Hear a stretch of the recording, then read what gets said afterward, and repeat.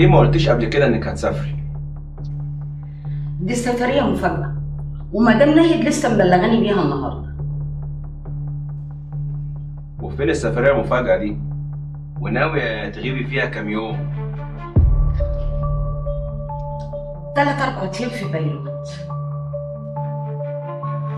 اروح معاكي. ده شغل يا حسين، مش فسحة. اشوف بعين الشغل ده، الا اذا كان الشغل ده مش مظبوط ومش عاوزاني اشوفه.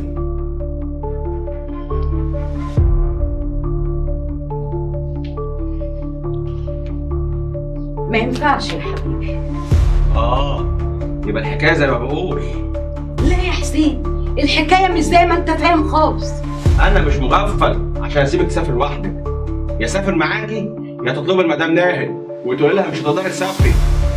ده شغل يا حسين، مش لعب. الشغل اللي بالشكل ده ما ينفعش. اتفضلي يا هانم اطلبيها. ما اقدرش يا حسين، ما اقدرش. انت مش هتخرجي من هنا، لو خرجت من هنا هطلقك. انت ما تقدرش تطلعني ولا تقدر تمنعني. عارف ليه؟ لانك جبان وعايش حالة عليا. اوعى تفتكر اني صدقت انك غيران عليا ولا حاجه. انت غيران مني لاني لسه بشتغل مع مدام ناهد بعد ما طردتك زي الكلب. اخلصي.